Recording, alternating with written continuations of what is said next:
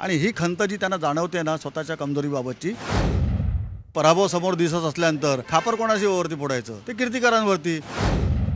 लोकसभेच्या 5व्या टप्प्याचं मतदान झाल्यानंतर कीर्तिकर कुटुंबियांवर सगळ्यांचंच लक्ष लागलेलं आहे. आपल्यासोबत या ठिकाणी अमोल कीर्तिकर आहेत. अमोलजी, खरं तर ज्या पद्धतीनं ही निवडणूक झालेली आहे, खरं तर कुटुंब म्हणून एक बघितलं तर तुमचे वडील एका पक्षामध्ये आहेत, तुम्ही एका पक्षामध्ये आहात आणि सगळ्यांचं लक्ष जे आहे ते तुमच्या खास करून कुटुंबियाकडे लागलेलं बघायला मिळतं आहे. तुमच्या आईचं वक्तव्य ज्या पद्धतीनं आलं, खूप ट्रोल करण्यात आलं कुटुंबियाला, कशा पद्धतीनं बघता येईल?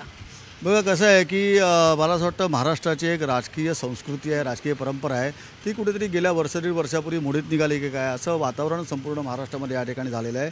हे तोडफोडचं राजकारण ज्यांच्या माध्यमातून झालं, आज लोकही बोलत आहेत की नुसतं तुम्ही पार्ट्या तोडल्या नाहीत, लोकांची मनंही तोडली आणि कुटुंबही तोडली. आणि मला असं वाटतं की हे महाराष्ट्रातल्या जनतेला आवडलेलं नाही आहे आणि मतदानाच्या माध्यमातून हे 100% करून दाखवणार आहेत. जे पॉलिटिकल ॲनालिसिस सांगत होते की कुठेतरी 12 येतील 16 येतील, तेच पॉलिटिकल ॲनालिसिस महाविकास आघाडीच्या 32+ सीट येतील असे ठामपणे सांगताना दिसत आहे. आणि मला असं वाटतं की हे जे काय करतायत ना घाणेरडं राजकारण, ह्याच्या विरोधात महाराष्ट्रातल्या लोकांनी मतदान केलेलं आहे आणि त्याच्यामुळे याचा रिझल्ट हा शिवसेना, उद्धव बाळासाहेब ठाकरे आणि महाविकास आघाडीच्या बाजूनेच लागणार आहे. पण काही वेळापूर्वी गजानन कीर्तिकर यांनी हे देखील सांगितलेलं आहे की एका ठिकाणी रक्ताचं नातं आहे, एका ठिकाणी वैचारिक भूमिका आहे आणि याच्यामध्ये कुठेतरी कुचंबणा त्यांची होती.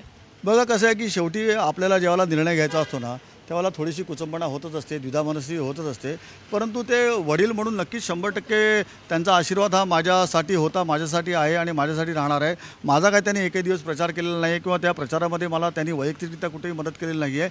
परंतु गजानन कीर्तिकरांना घेऊनसुद्धा त्यांना मानणारी मतं हे स्वतःकडे डायव्हर्ट करण्यामध्ये त्यांचा पक्ष, त्यांचे कार्यकर्ते, त्यांचे पदाधिकारी, त्यांचा उमेदवार कुठेतरी कमी पडला आहे. आणि ही खंत जी त्यांना जाणवते ना स्वतःच्या कमजोरीबाबतची, त्याच्यामुळे हे आरोप प्रत्यारोप त्यांच्या माध्यमातून होतात असं मला वाटतं. वडील म्हणून कुठेतरी जे आहे ते त्यांना ही गोष्ट वाटते की आता एका ठिकाणी मुलगा रिंगणामध्ये आहे, एका ठिकाणी ज्या पक्षामध्ये ते आहेत त्या पक्षाचा उमेदवार रिंगणामध्ये आहे आणि विशेष म्हणजे दोनही शिवसैनिक आहेत. नक्कीच बघा कसं आहे की वडील म्हणून आणि किंवा आई म्हणून हा आशीर्वाद जो असतो ना, आशीर्वाद ज्याला म्हणतो, तो नक्कीच मुलामुलींच्या बाजूने असतो. परंतु वैचारिक त्यांनी वेगळा निर्णय घेतल्यामुळे त्यांनी माझं काम करावं, त्यांनी माझ्यासाठी मैदान उतरावं हे असं मला बिलकुल वाटत नाही आणि ते उतरले असं मला देखील वाटत नाही आहे. आता हे आरोप करणाऱ्यांना का वाटतं हे तेच एक्सप्लेन करू शकतील. आणि मला असं वाटतं जे आरोप करणारे जे होते ते राहायला कुठेतरी भलतीकडे, ते आमच्या मतदारसंघात एक दिवस तरी आले की नाही याच्यापासूनची साशंकता आहे. आणि ते अगोदर शिवसेनेत होते, नंतर मनसेत गेले, परत शिवसेनेत आले आणि आता परत शिंदेंबरोबर गेले. तर त्यांच्या आरोपाला कितपत महत्त्व द्यायचं हे सुद्धा आता सर्व लोकांनी ठरवलं पाहिजे. शिशिर शिंदेचा जो आरोप आहे त्याच्यामध्ये त्यांनी हेही म्हटलेलं आहे की आता कारवाई जी आहे ती गजानन कीर्तिकर यांच्यावर करावी, कारण त्यांनी त्यांचा जो खासदारकीचा निधी होता तो अमोल याला वापरायला दिला होता आणि कुठेतरी पक्षांतर्गत जे आहे ते त्यांनी काम केलं नसून विरोधी पक्षासाठी काम केलं. बघा कसं आहे की तो त्यांचा परत एकदा सांगतो की पक्षांतर्गत प्रश्न आहे. आता निधीचा वापर कसा केला, काय केला, एवढा अभ्यास यांनी कधी केला हे मलाही माहीत नाही आहे. कारण नक्कीच मी सांगतो ना 10 वर्ष गजानन कीर्तिकर खासदार होते, त्यातला 9 वर्ष ते शिवसेनेसोबत होते. शिवसेनेच्या सर्व पदाधिकाऱ्यांनी, कार्यकर्त्यांनी मेहनत करून त्यांना निवडून आणलेलं आहे. धनुष्यबाण ज्यावेळेला शिवसेनेकडे होता त्या धनुष्यबाणावर ते निवडून आलेलं आहे. त्यामुळे त्यापर्यंतचा निधी जो होता, तेपर्यंतचं काम जो होतं, त्या कामाचं जे काही कामाच्या माध्यमातून जे काही मला असं वाटतं लेखाजोखा होता ते 100% तो आम्हाला मिळणार आहे.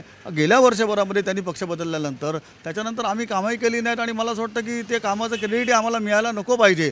परंतु हे जर का एवढे त्याच्यावरती जर का चिडत असतील किंवा एवढ्या विचित्र पद्धतीने आपलं मत मांडत असतील तर कदाचित त्या कामाचं क्रेडिट आम्हाला मिळाले की काय अशी मला शंका वाटते. आणि जर का ते तसं होत असेल तर त्यांच्या पक्षातल्या कार्यकर्त्यांचा, पदाधिकाऱ्यांचा तो कमजोरपणा आहे असं मला वाटतं. तुम्हाला वाटतं की हे जाणून बुजून कुठेतरी केलं जातंय? कारण गजानन कीर्तिकर हे 57 वर्ष शिवसेनेमध्ये आहेत आणि आता ज्या पद्धतीनं त्यांच्यावर आरोप केला जातोय की पक्षविरोधित काही गोष्टी त्यांनी केल्यात म्हणून.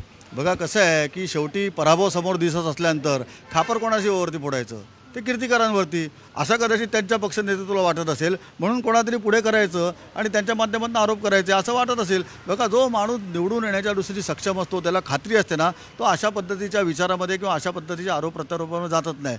आता आमच्या बाबतीतही अनेक घटना घडल्या असतील पण आम्ही कधीच कोणावरती आरोप केले नाही. आमचं तिकीटही चांगल्या पद्धतीने पार पडलं, आमचं प्रचारही चांगल्या पद्धतीने पार पडला, आमचं मतदानही चांगल्या पद्धतीने पार पडलं आणि आम्हाला 100% खात्री आहे की शिवसेना, उद्धव बाळासाहेब ठाकरे म्हणजे पर्यायी महाविकास आघाडीचा कॅन्डिडेट आमच्या विभागातनं अत्यंत चांगल्या मताधिकाऱ्यांनी निवडून येणार. त्यांना ती खात्री नसावी म्हणून आता पराभवाचा खापर फोडण्यासाठी त्यांनी गजानन कीर्तिकरांचा वापर केला की काय असं मला वाटतं. शिशिर शिंदेंनी असा आरोप केला, त्याच्या मागचं काय कारण वाटतं? कदाचित मला असं वाटतं की येणाऱ्या काळामध्ये राज्यपाल नियुक्त आमदारक्या येणार आहेत किंवा विधान परिषदेची पदवीधरची आमदारकी येणार आहे. कसं असतं की काहीतरी मिळवण्यासाठी काहीतरी आरोप प्रत्यारोप करायला लागतात, लाईमलाईटमध्ये यायला लागतं, म्हणून त्यांनी केलेलं आहे. कारण ह्याच्या अगोदर त्यांनी कधीच असले काही आरोप केले नव्हते. आणि मेन म्हणजे आमच्या उत्तर पश्चिमची त्यांचा संबंध काय, या मतदारसंघात ते एकदा तरी आले की नाही आले किंवा त्याच्या पद्धतीचं फुटेज त्यांनी दाखवावं. आणि मला असं वाटतं ते आलेही नाहीत, अचानकपणे उठतात, अचानकपणे आरोप करतात.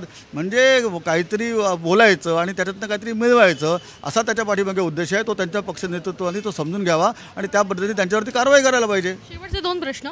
एक, या लोकसभा निवडणुकीमध्ये जर आपण बघितलं तर अनेक कुटुंब खरं तर पणाला लागलेले बघायला मिळतात. मग ते पवार कुटुंबीय असो, खडसे कुटुंबीय असो आणि आता कीर्तीकर कुटुंबीय असो, एकाच घरामध्ये दोन वैचारिक मतभेद जे आहेत ते दिसून येत आहेत. कसं बघता एकूणच या लोकसभेकडे? नक्कीच बघा कसं आहे की लोकांमध्ये जी भावना आहे ना की ह्यांनी पक्ष फोडता फोडता कुटुंबही फोडली आणि त्या कुटुंब फोडल्याची भावना ही महाराष्ट्रातल्या लोकांना अजिबात पटलेली नाही आणि त्याच्या विरोधात लोकांनी मतदान केलेलं आहे. त्याच्यामुळे मला असं वाटतं की जे काही ॲनालिसिस करणारे लोक होते, अगदी 12-15 त्यांनी सुरुवात केली होती महाविकास आघाडीला सीट मिळणार, तेच आज सांगतात की 32-35च्या वरती सीट महाविकास आघाडीला मिळणार. तर मला असं वाटतं की हा जो तुम्ही विचारलेला प्रश्न आहे तो लोकांच्या मनातला प्रश्न आहे आणि लोकांनी ह्याच्या विरोधातच मतदान केलेलं आहे.